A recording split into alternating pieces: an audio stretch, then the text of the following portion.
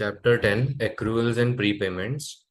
Now, by the name itself, we can say कि this chapter will consist of prepayment. That means the payments that we do in advance to the suppliers, and accruals यानी कि जो payments हमको next year तक लेके जाने होते हैं, and what their adjustments will be in the upcoming scenarios.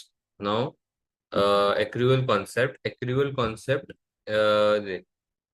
Basically, अभी whenever there is money involved, either we give the money in advance or we have to pay it at a later date, right? तो वो चीज next year में भी जा सकती है.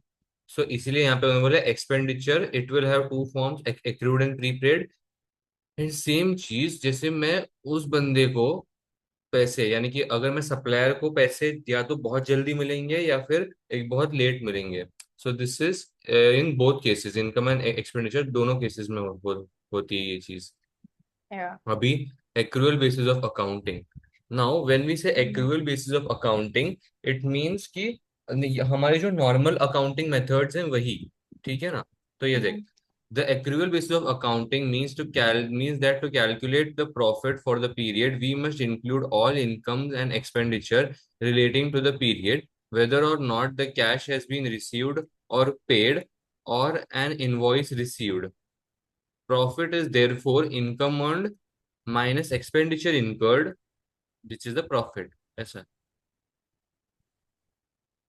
अब ये accruals concept. The conceptual framework explains accrual accounting as depicting the effects of transactions and other events and circumstances on a reporting entity's economic resources and claims in the accounting period in which those effects occur. This will be the case even if cash receipts and payment arise in different. This will be the case even if cash receipts and payments arise at a different reporting period. मतलब तूने शायद receivables, यानी कि तूने तेरे customer को माल शायद पहले दिया होगा और वो तेरे को पेमेंट शायद नेक्स्ट ईयर में कर रहा है, ऐसा. Mhm.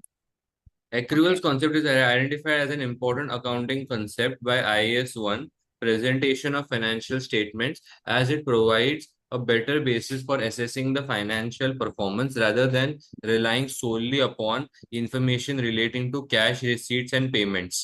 Therefore, all the expenses involved in making the sales for a period should be matched with the sales income and dealt with the period in which the sales themselves are accounted for.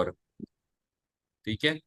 All expenses involved in making the sale for a period should be matched with the sales income dealt within the period in which the sales themselves have been accounted for. यानी कि अगर तूने तेरा sales दिखाया है 30,000 का, ठीक है, तो वो 30,000 कमाने के लिए जो भी तूने एक्सपेंस किया है वो तुझे तेरे पीएनएल में शो करना है. बट इफ यू से कि मुझे ये 30,000 का एक्सपेंस दिखाना, सॉरी, 30,000 का सेल्स दिखाना ही नहीं है, तो फिर वो एक्सपेंसेस भी मत दिखा. वो एक्सपेंसेस तो नेक्स्ट ईयर लेके जा. वरना ऐसा दिखेगा कि तू एक्सपेंसेस ज्यादा इस साल क्लेम करके प्रॉफिट रिड्यूस कर रही है, so as to pay less tax, ऐसा. फिर sales revenue. Sales revenue for an accounting period is included in the statement of profit or loss when the sales are made. तो अगर F में sales का chapter होगा ना, तो उन्होंने ये सेल्स Mhm. कब इनकर होता है वो उन्होंने बताया रहेगा, है ना. दिस मीन्स, या कब हमें सेल्स को रिकॉग्नाइज करना है, ऐसा.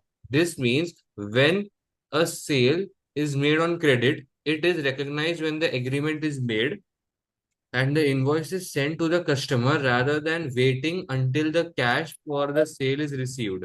This is done by setting up a receivable in the statement of financial position for the amount of cash is due from the sale. यानी कि हम लोग receivable खड़ा कर देते हैं for the sales that we have made.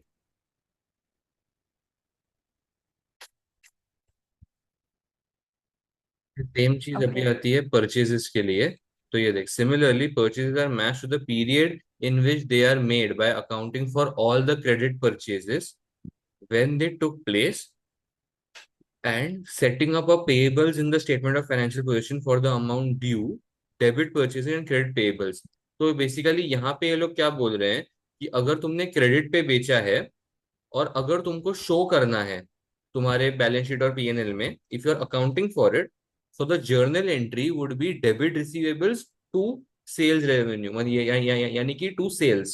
And same चीज यहाँ पे अगर परचेजेस करना है, so debit the purchases to payables या टू क्रेडिटर्स, ऐसा। ठीक है, यहाँ तक समझा?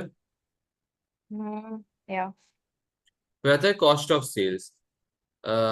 The major cost involved in making sales in a period is the actual cost of goods that are being sold. As we saw in the previous chapter, we need to adjust for the opening and closing inventory to ensure that the sales made in the period are matched with the actual cost of those goods. Any goods unsold are carried forward to the next period so that they are accounted for when they are actually sold. तो हमें पर तो ये same चीज है जो इन्होंने ऊपर दी थी, वही सेम चीज यहाँ पे इन्होंने की है रिपीट, कि परचेजेस सेल्स के हिसाब से रिकॉर्ड करने हैं, ऐसा। Expenses for the period that the business has incurred in making its sales, such as rent, electricity, telephone, must also be matched with the sales for the period.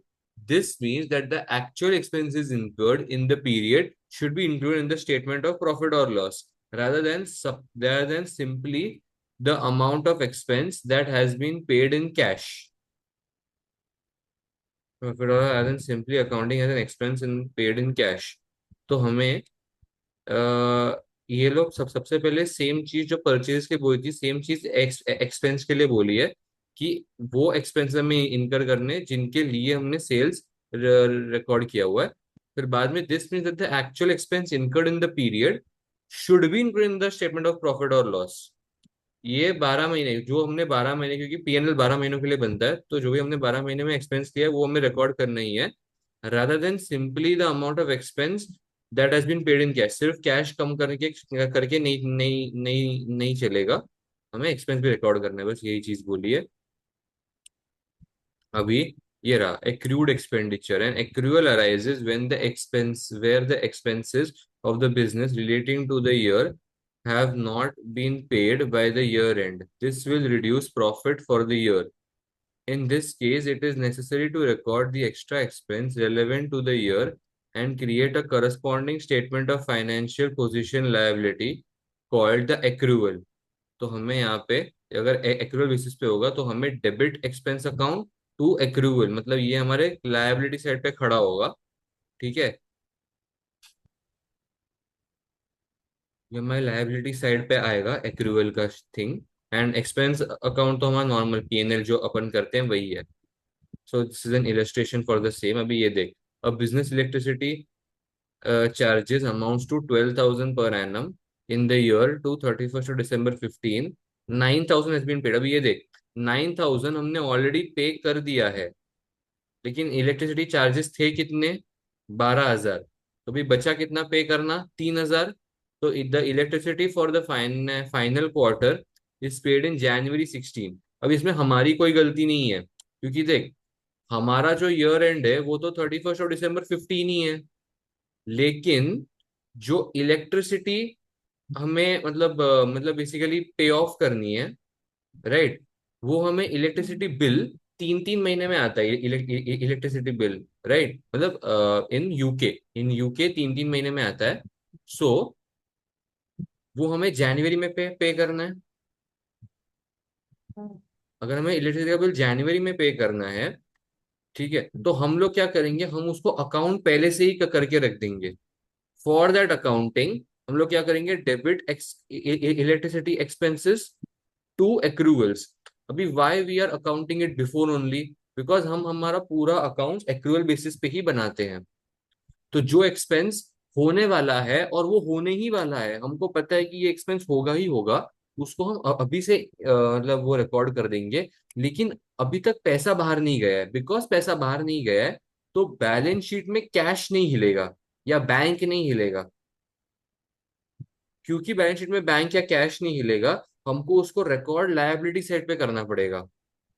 Where as जो actually expense हो जाती है चीज, उसके लिए हमें cash and bank को हिलाना पड़ता है। So the journal entry would be electricity expense account debit 12,000 to cash 9,000 to accruals 3,000। Okay. Do you know? अच्छा, तेरा कोई सवाल है यहाँ पे? कुछ कुछ भी सवाल है? Um, we have to just show this in ledger accounts, right? So for या us to like do that, we need to like find out like the actual entries you have. या to show it in the ledger account you need to know what the actual entries are. So Right. यहाँ पे देख, इन्होंने इन दोनों को ऐसे explain किया हुआ है इसमें लेजर अकाउंट में.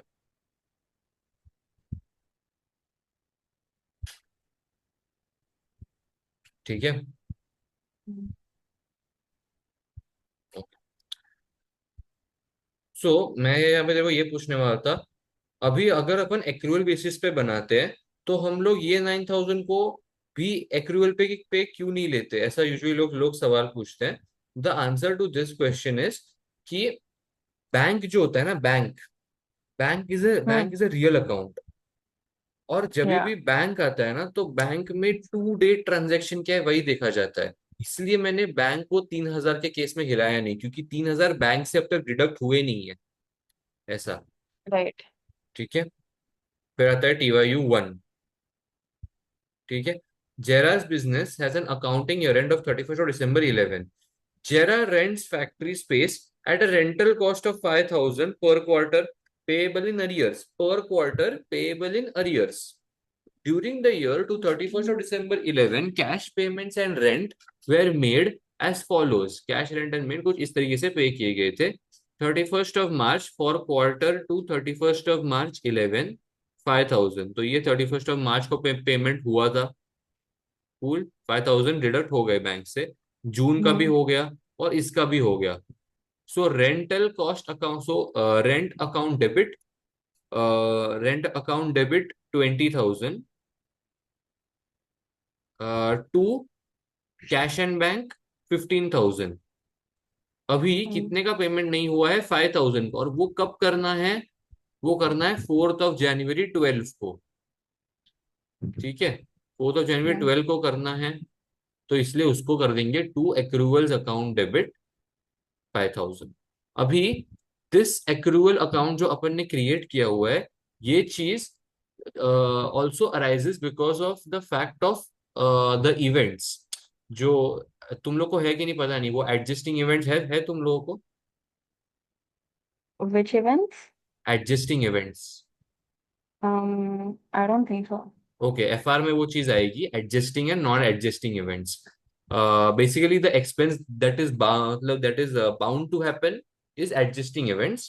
एंड द इवेंट जहाँ पे हमको कोई सर्टेनिटी नहीं थी या वो अचानक से हो गया, that is non adjusting event, कि हम उसको नहीं एडजस्ट कर सकते, जैसे अर्थक्वेक वगैरह ऐसा. तो ये उसके वजह से भी आता है ये कॉन्सेप्ट ऑफ एक्रूवल्स. अभी for example if you put 500, हाँ ठीक है, ये तो हो गया अभी, और नहीं करते.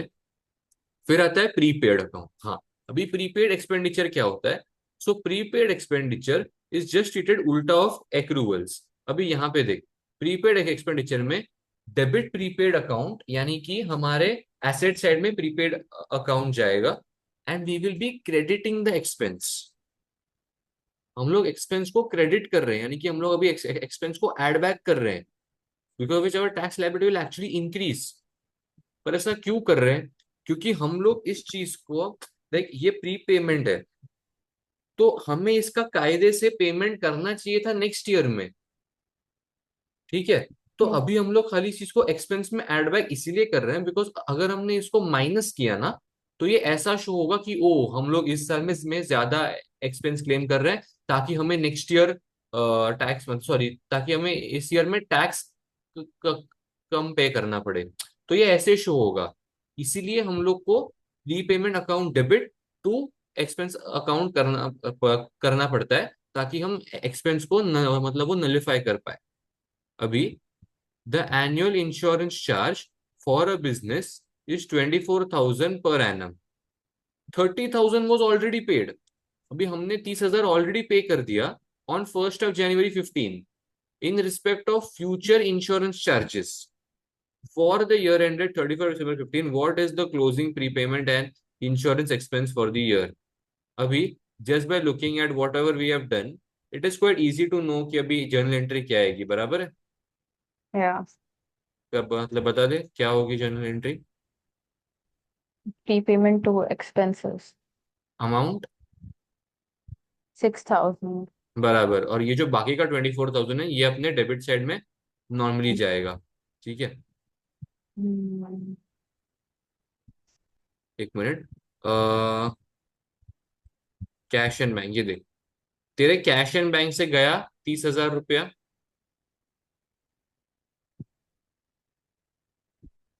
बराबर, because you have Yeah. Already paid. Prepayment is that you have already paid. अब now because Mm-hmm. You have already paid, तेरे कैश एंड बैंक से गया 30,000 रुपया, और तूने जर्नल एंट्री क्या पास की होगी, you would have passed a journal entry saying, क्या क्या किसके था वो, नहीं, इंश्योरेंस चार्ज था, मुझे लगा पहले वो रेंट है। तो इंश्योरेंस चार्ज तूने सबसे पहले एंट्री पास की होगी 30,000 टू कैश 30,000, ऐसी तूने एंट्री पास की होगी। बट दिस इज रॉन्ग ना, because you are claiming more expense, so you have Hmm. To reverse the entry. लेकिन मैंने क्या बोला था, bank and cash are real accounts. तेरे Hmm. 6,000 तेरे को मिल नहीं रहे बैंक में, it is just the fact that you have paid early, so that's why you Yeah. Have to create a prepayment account stating stating कि देखो भाई मैंने प्रीपेमेंट किया हुआ है, so prepayment account debit 6,000 to insurance Mm-hmm. Account 6,000। So this nullified your transaction and made it 24,000। Yeah. ठीक है ना। But we can like make single entry for this, right? Insurance या charge to cash to you can prepayment. easily make single entry, but I am just मतलब ये telling you this because you have to make that वो मतलब वो ledger ना, so that's why Mm. I'm telling you this now, now it is easy to know कि यहाँ से ये कट हो जाएगा तो यहाँ पे 24,000 आएगा। तो बिकॉज यहाँ पे Yeah. 24,000 आएगा, नाउ यू नो कि तेरे डेबिट साइड पे 24,000 है, और एक 6,000 है, और तेरे कैश में 30,000 है। प्लीज डोंट गेट कंफ्यूज कि कैश में 6,000 ऐड क्यों नहीं हो रहा है, बिकॉज कैश में एक्चुअली कोई पैसा मिल नहीं रहा है अपने को। वो बस अपन ने ज्यादा पे किया हुआ है, उसको अपने को बीच में कहीं तो एडजस्ट करना पड़ेगा, because Yeah. You are not actually receiving it ऐसा। TYU2, Yeah. ISA pays the rental expense on the market stall in advance. ISA started business on 1st of January 15, on that date paid 1,200 in respect of the first quarter's rent. ठीक है। During the Mm. first year of trade, ISA also paid the following amounts. 31st of March उसने पे किया 1,200, first 14th of June को उसने पे किया 1,200, 25th of September को उसने पे किया in respect of quarter 1,400 ended 31st of December। ठीक है, और फिर लास्ट में she paid for 31st of December in respect of quarter of 2016। तो उसने ये जो अमाउंट है 1,400 का, Mm. ये उसने पहले पे कर दिया, बराबर है। Yeah. Now how will you account it, Mm.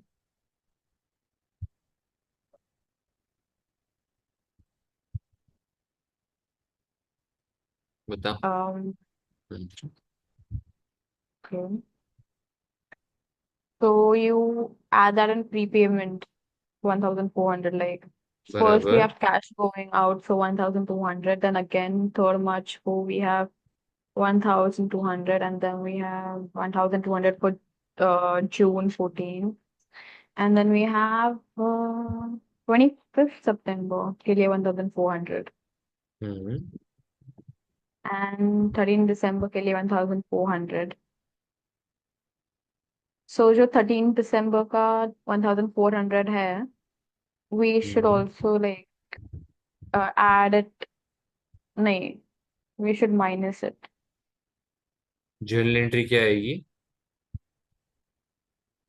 Journal entry to rental expense to cash, that is सबका total, and then we have prepayment to rent which is 1,400. Nice well done good.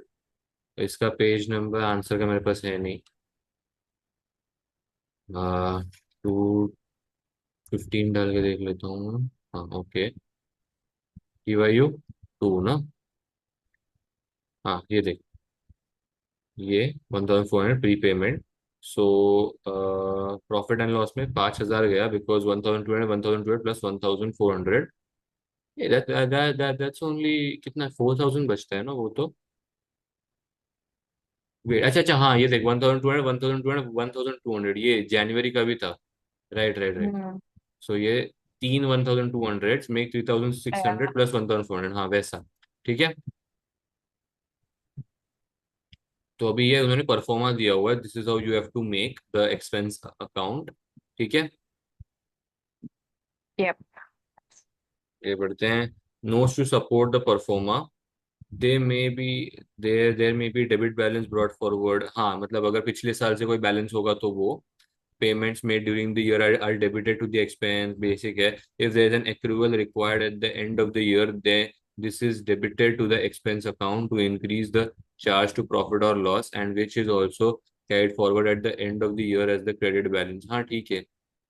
If there is a prepayment required at the end of the year, this is credited to the expense account। Prepayment अगर and of the year पे required है तो मैं credit कर रहा हूँ। हाँ बराबर एक्सपेंस को अपन क्रेडिट करते हैं सो एज टू वो मतलब वो काय नलिफाई। काय मैंने ये बोला था पता है, प्रीपेमेंट जो है prepayment we have to Yeah. Credit the expense in order to मतलब वो नलिफाई मैंने बताया था पता है। Yeah. बस उन्होंने वही दिया हुआ है कि prepayment at the end of the year. अगर prepayment at the end of the year है तो हमको Mhm. एक्सपेंस को क्रेडिट करना पड़ेगा सो एज टू नलिफाई। क्योंकि हम देख Okay. वही बोला उन्होंने to to reduce the charge to profit और loss and which is also carried forward at the end of the year as a debit balance. In an expense Okay. Account there will be more debits than credits. Okay. हाँ right make sense. when the account is balanced off the net debit balance is taken to profit or loss for the year। ठीक है। आई Mm. Think अपन TYU 3 करते हैं। तू पढ़ मैं आया तब तक and start solving. Okay. On 1st January 2015, Cairo owned $2,000 in respect of the previous year's electricity. Cairo made the following payments during the year ended 31st December 2015. 6 February 2,800, 8 May $3,000, 5th August $2,750, and 10th November $3,100.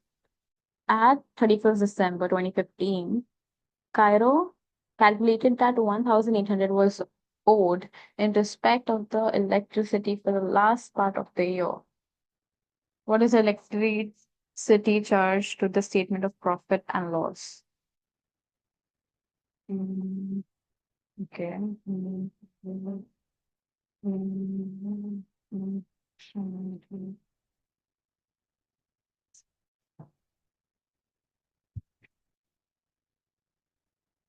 So we are paying 2,800, 3,000, 2,700, 3,100, and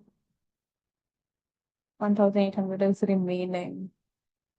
So we have 2,800 plus 3,000 plus 2,750 plus 3,100 plus 1,800, that is 13,450. So if, if this is, oh yeah, okay, but on January 1st to 2015, Cairo also owed 2,000. So I think that's like the accrual amount, like जो बाकी था last year का payment का बराबर. Right. So we should add that in credit side, बराबर. So we have to pay that amount now। Yeah. Okay.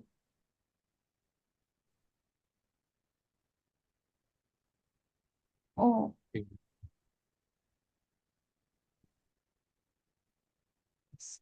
एक second थामना।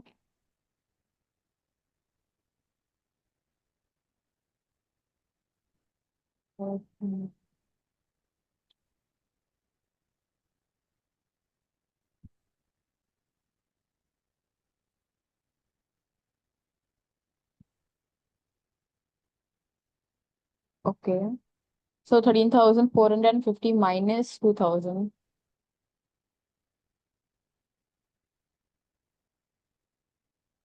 2,000 अपन पे के, we paid 2,000, right? Hmm. So we get 11,450।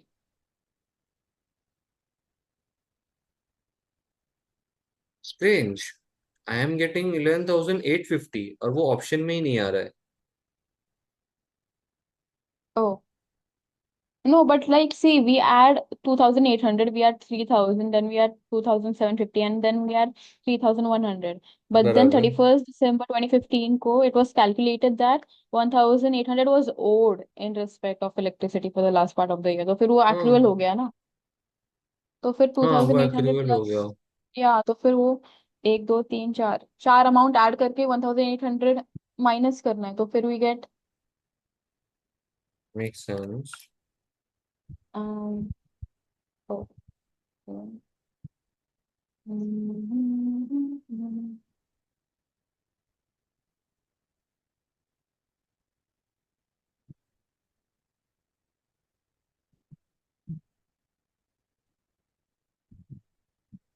देख, जो 2,000 है वो हमने लास्ट ईयर अकाउंट तो किया रहेगा ही ना, लेकिन है ना। या बट आई डोंट थिंक हमें 1,800 माइनस करने चाहिए, बिकॉज वो इस हाँ, साल लाइक, 1,800 ऐड करना है, 2,000 माइनस करना है, आई एम सेइंग। या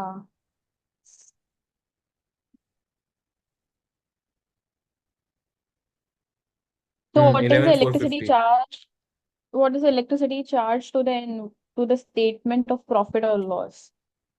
हम्म। What do they mean by this तो?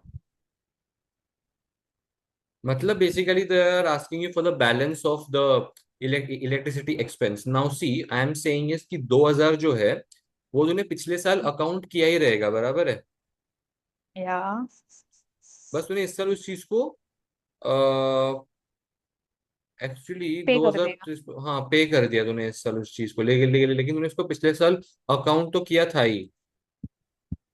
या so your journal entry would be cash credit accruals debit, बराबर। एक सेकेंड, कैश क्रेडिट, हाँ एक्रूवल्स डेबिट, हाँ। Cash credit accruals debit. तो तेरे इलेक्ट्रिसिटी एक्सपेंस के लेजर पे तो कोई इफेक्ट आया ही नहीं है उसका।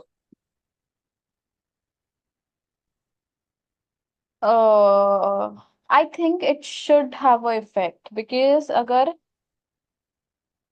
अगर हम लाइक लास्ट ईयर तो हमने पे ही नहीं किया, हमने बस वो नोट करके रखा था कि पैसा जा रहा है, पर वो पैसे दिए नहीं। पर अभी अगर पैसे जा रहे हैं तो फिर comes like money is going out, तो फिर वो प्रॉफिट एंड लॉस में हमें मेंशन तो करना पड़ेगा ना कि पैसा बाहर जा रहा है।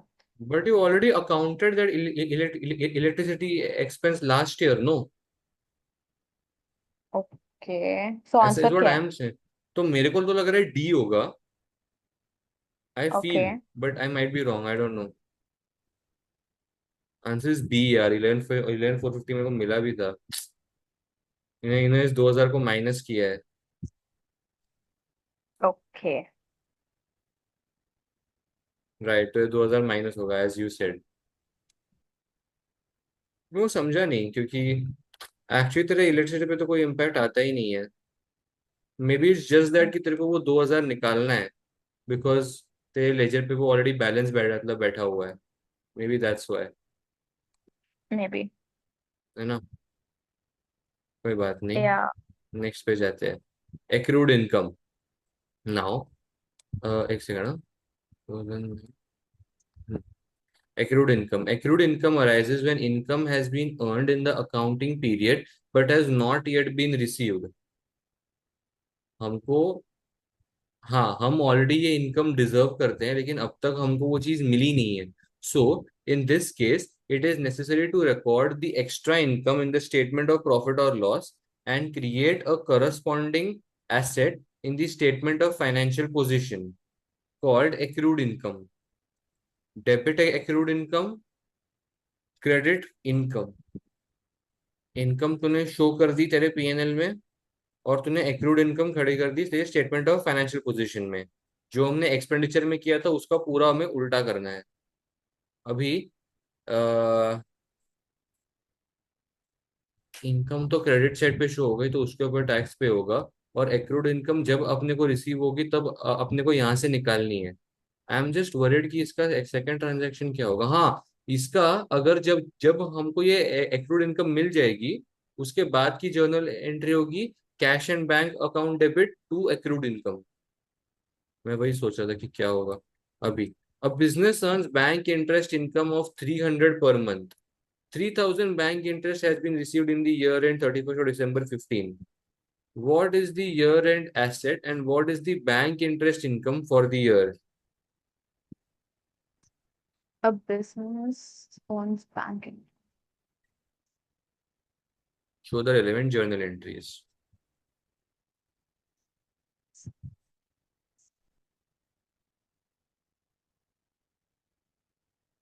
$3,600. That's 600 is true. pending. True true true. 600 मतलब यहाँ पे 600 और यहाँ पे 600 आएगा. बट उन्होंने ये क्वेश्चन बहुत आधा अधूरा दिया है, ऐसा मुझे लगता है कि उन्होंने पूरा पीरियड नहीं दिया है. बट हाँ, ऑफ और कोर्स एक द महीने का ही कॉन्सेप्ट होगा। Is the same. हाँ हाँ, बराबर है. But they have not given the start of the year. ऐसा मेरे को बस बोलना चाहता था. ठीक है, ये तो सेम ही रहेगा. This won't change. फिर आता है प्रीपेड इनकम. प्रीपेड इनकम के लिए हमने क्या किया हुआ है. तो सी वो इनकम हमको ऑलरेडी मिल गया, बराबर है. Prepaid income is the income we have already received in the current year, but we did not deserve that income in the current year. We deserve that income in the following year or in the next year. सो जब हमने income recognise किया होगा हमारी journal entry क्या हुई होगी. Cash and मतलब bank account debit to income account. ले तो और ये इनकम हम डिजर्व नहीं करते थे. तो अभी हमें इसको ही रिवर्सिफाई करना है.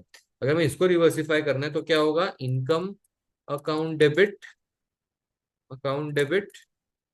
To prepaid income. और ये चीज खड़ी होगी अभी हमारे लायबिलिटी साइड में. तो नेवर गेट कंफ्यूज और never by heart this thing कि अरे प्रीपेड डेबिट में आ रहा है, प्रीपेड नहीं, प्रीपेड पेड डेबिट में आ रहा है, प्रीपेड इनकम यहाँ पे आ रहा है. Go with the journal entries की इनकम हमें पहले से मिली हुई थी. अगर अब हमें रिवर्सिफाई करनी है तो हम इनकम को डेबिट करेंगे तो मतलब तो उसके बाद बचती एक ही जगह है, वो है क्रेडिट साइड. इसलिए प्रीपेड अमाउंट और prepaid income paid is on the. Actually prepaid income paid मैं बार बार बोल रहा हूँ ना, वो नहीं होना चाहिए. प्रीपेड इनकम ही बोलता हूँ मैं, सिर्फ प्रीपेड इनकम क्रेडिट, ऐसा. ठीक है, फॉलोइंग. Hmm. Okay, wait. अब So, like, if we're just getting our income, it should be debit cash to credit income, right? Right, तुझे ये लगता है मेक सेंस करती है बात, क्योंकि फिर तेरा बैंक अकाउंट तेरे एसेट साइड में बढ़ जाता है and asset is on Yeah. The debit side. तो यार bank account increases if it's on the debit side and income को तू पीएनएल में दिखा रही है. Make sense. Hmm. Yeah. अब अगर तुझे इनकम को कम करना है बिकॉज तूने ऑलरेडी इनकम मिल गई है तो तूने ऐसे दिखा दी, but that income you did not deserve.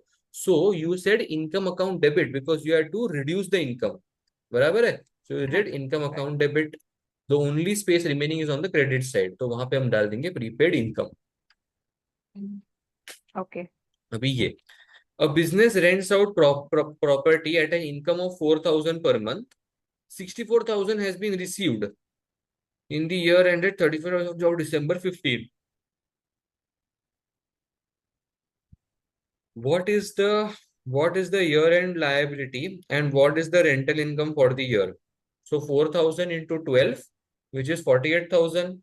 लेकिन हमको मिला है कितना, 64,000. So what will be the journal entry? Um, Debit income for 16,000. बराबर टू. Credit prepaid income 16,000. बराबर, तो ये चीज उन्होंने यहाँ पे की हुई है. अभी यहाँ पे तो सिंपल है। फिर ये उन्होंने परफॉर्मा दिया हुआ है इनकम टी अकाउंट का, तो ये पढ़ लेना। ठीक है, दिस इज द परफॉर्मा। फिर आता है ये TYU 4, ये एक कर लेते हैं, आई थिंक ये थोड़ा बिग सम रहेगा, तो this will be better. TYU 4, accrued and prepaid income. Now see, Libby Fracquer receives income from two rental units as follows. ठीक है, हाँ ये रहा। So what is Libby's rental income in the statement of profit or loss for the year ended 31st of December 15? So what we will do, one thing is unit 1 we will here and unit 2 we will do here, ठीक है ना। Now हमारा year and क्या है, 31st of December 15, बराबर है। Stay with me till year. अभी देख 31st of December 15 हमारा ईयर एंड है, तो ईयर बिगिनिंग जो होगा वो होगा 1st of January 15। तो ये जो पहली लाइन है ये तो नहीं आएगी, बराबर है। For at least unit one, for at least Yeah. Unit one ये चीज तो नहीं आएगी, तो इसको अपन भूल जाते हैं। Now we come down to unit 2। अभी यूनिट 2 में देख क्या क्या सीन हो रहा है। ये 1300 तेरे को मिला है, right. You receive this one Yeah. Thousand three hundred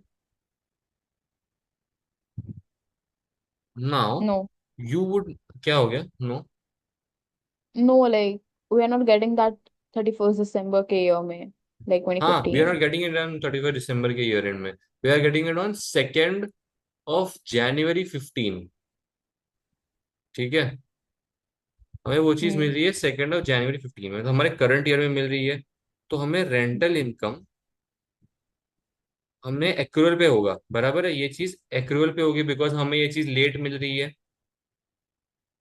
accrual के Okay. टाइम पे क्या हम लोग रेंटल इनकम वहां पे शो करते हैं कि नहीं करते। नहीं, वो लास्ट ईयर का है ना. ये लास्ट ईयर क्या, बराबर। But what I am saying is कि जैसे Yeah. प्रीपेड के टाइम पे हम नलिफाई करने के लिए क्या करते थे, रेंटल इनकम हम पहले से शो करके रखते थे, फिर हम लोग क्रेडिट में, सॉरी, फिर हम लोग एक मिनट, ये इनकम है ना, वेट वेट वेट, एक्रूड इन यहाँ पे, तो दिस इज एक्रूड इनकम। हम लोग एक्रूड इनकम पे क्या करते थे, accrued income account debit to income PNL। Mm. ठीक है, so in this case we are directly getting this income, so we will do 1300। अभी बाकी सबका जो सीन है तो वो देख, 1st of January 15 से 31st of November 15, लेकिन ये इनकम हमें मिला कभी,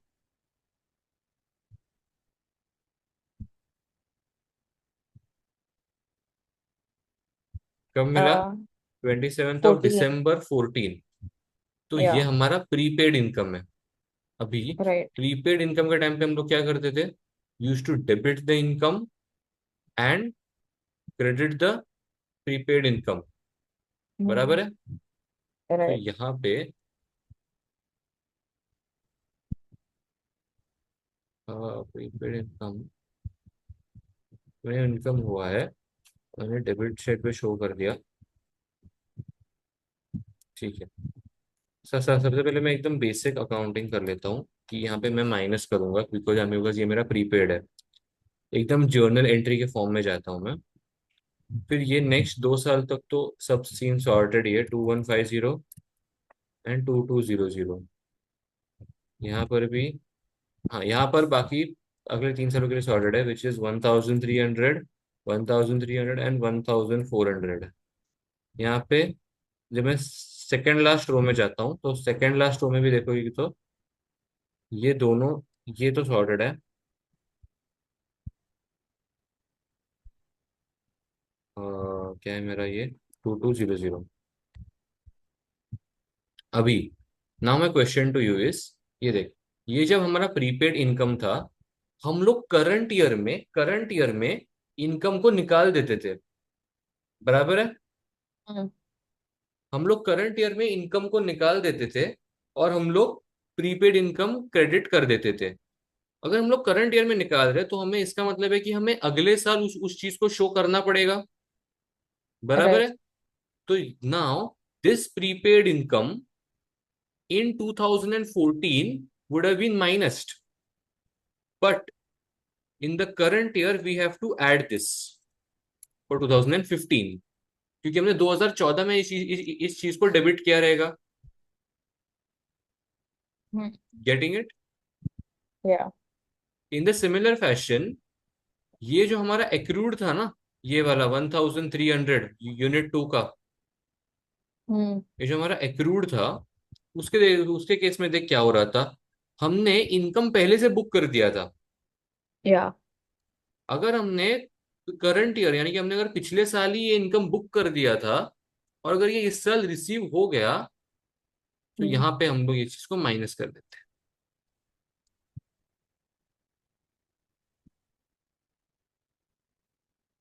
नाउ अभी जो बचते हैं ना कंडीशन सिनेरियोज, वो बचते हैं ये 3 सिनेरियोज।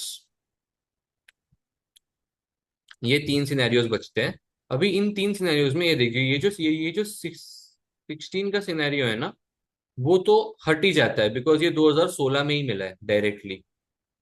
तो ये और ये यूनिट 1 का फर्स्ट ब्लॉक एंड यूनिट 2 का last block, they have similar cases, कि वो दोनों इररेलेवेंट है, क्योंकि वो दोनों अपने अपने रिस्पेक्टिव ईयर्स के हैं और अपने अपने वो रिस्पेक्टिव ईयर्स में ही रिसीव हुए हैं। Yeah. प्रॉब्लमेटिक है ये वाला एरिया 16। अभी यहां पर सेम चीज देख, जो चीज जो कंडीशन यूनिट 2 में हुई थी ना, ये देखिए 2014 का इनकम जो था Hmm. वो हमें 2015 में मिल गया था, और यहाँ पे देख 2015 का इनकम हमें 2016 में मिलने वाला है। बराबर है। Yeah. Now this is accrual basis. हम एक्रूअल बेसिस पे क्या करते थे? Use to credit the income and debit the accrued income. So we will credit the P&L। Now we have to add this amount which is 1400। अब तेरे को समझेगा reverse कि मैं क्या बोल रहा था पहले केस में। ठीक है। और यहाँ पे देख 1 जनवरी 2016 से 31 मार्च 2016 का मुझे अमाउंट 2012 में ही मिल गया। तो ये मेरा प्रीपेड था। अब ये मेरा प्रीपेड था तो मैं क्या करता हूँ, मैं इनकम को डेबिट कर देता हूँ। मैं इनकम को माइनस करता हूँ। मैं कहा नहीं, मुझे ये इनकम नेक्स्ट ईयर बुक करना है, इस साल नहीं बुक करना है। तो मैं माइनस कर दिया। Yeah. बराबर है। तो ये हो गया मेरा 2015 का सीन। अब 2016 उन्होंने पूछा नहीं है, लेकिन मैं बस देखो 2016 बता देता हूँ कैसे होता है। 2016 में मैं 2200 बुक करूंगा। क्यों? क्योंकि मैंने पहले साल माइनस किया था कि मुझे अब नहीं खरीदना, कि मुझे अब उस चीज को बुक नहीं करना है, मैं नेक्स्ट ईयर बुक करूंगा। तो मैं इस चीज को ऐड कर दूंगा यूनिट 1 में। और यूनिट 2 के केस में क्या है कि मैंने ऑलरेडी 1400 बुक किया हुआ है। अब मैं उस चीज को माइनस कर दूंगा। और यही सेम चीज हमारे फर्स्ट केस में हुई थी। समझा? If you have not Yeah. Followed anything then please ask. हम लोग ये चीज क्यों कर रहे हैं? बिकॉज हम लोग को नलिफाई करना है। हम हमारी गलती। Hmm. हम लोग नलिफाई कब करेंगे? जब हम लोग सबसे पहले वो ट्रांजैक्शन इनकर करेंगे तब। So we have to do this minus 2200 and we have to Yeah. Do this minus 1300। But but before minusing it we have to book that. We did Yeah. Not book that. So इसीलिए ये Ah. Minus करने से पहले एक बार 2200 add करना है और एक बार इस 1300 को ऐड करना है। Then we will get exactly the answer that we need. Cool. 2150 plus 2150 plus 2200 plus 2200 plus 2200 minus 2200, then I get 8700।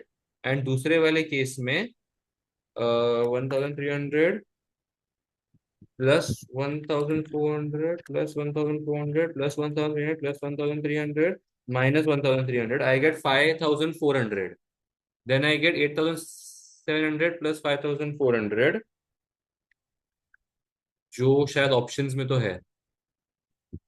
हाँ, डी आंसर है। शी भाई कितना खराब है, मिस्टेक किया मैंने। तुझे तुझे तुझे तुझे समझा ना क्या हुआ? ये माइनस तो करना ही है, ये देख, they have return it on Yeah. The opposite sides also. ऐसे 1300 ऑन द ऑपोजिट साइड, यहाँ पे 2200 on the opposite side. It's just that they have we have to book here first. यहाँ पे बुक करना है, उसके बाद माइनस करना है। ठीक है।